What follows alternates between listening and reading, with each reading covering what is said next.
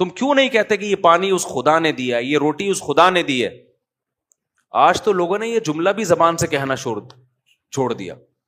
پہلے ہوتا تھا نا, پیسہ ہے, نعمتیں بھائی اللہ کا دیا ہے, میرا اپنا کمال نہیں ہے. اب لوگوں نے یہ جملہ بھی کہنا چھوڑ دیا.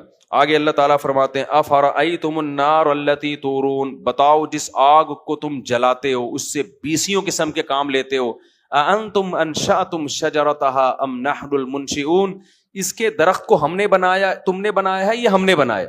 پہلے درختوں کو رگڑ کے آگ جلائی جاتی تھی. آج بہت ساری چیزیں جس کے ذریعے آگ جلائی جاتی ہے, لیکن وہ تمام چیزیں پیدا کس نے کی ہیں؟ اللہ نے. اور اس آگ سے کام انسان کتنے لے رہا ہے؟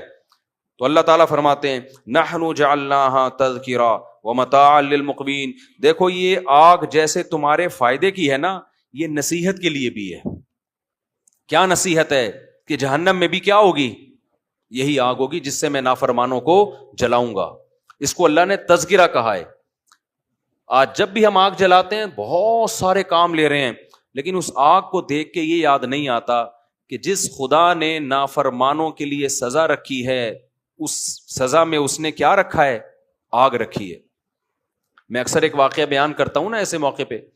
پچھلی کتابوں میں ایک واقعہ لکھا ہے کہ ایک نوجوان کسی مسجد میں آ کے ٹھہرا, مسافر تھا, مجھے ان کا نام یاد نہیں رہا اس وقت.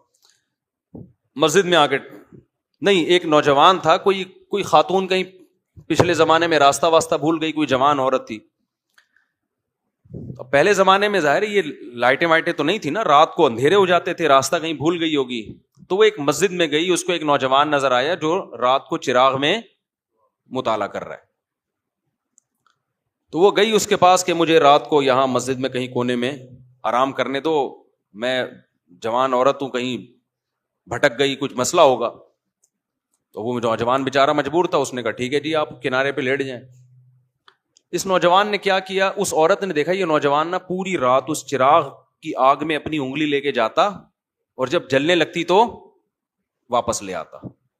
بار بار یہ عمل کر رہا ہے. وہ خاتون دیکھ رہی ہے کہ یہ کیا کر رہا ہے, پوری رات نا وہ سوئی نہیں, یہ منظر دیکھ کر کہ یہ کرتا کیا ہے, یہ بار بار کہاں لے کے جا رہا ہے اپنی انگلی کو آگ میں, اور جب جلنے لگتی ہے تو واپس.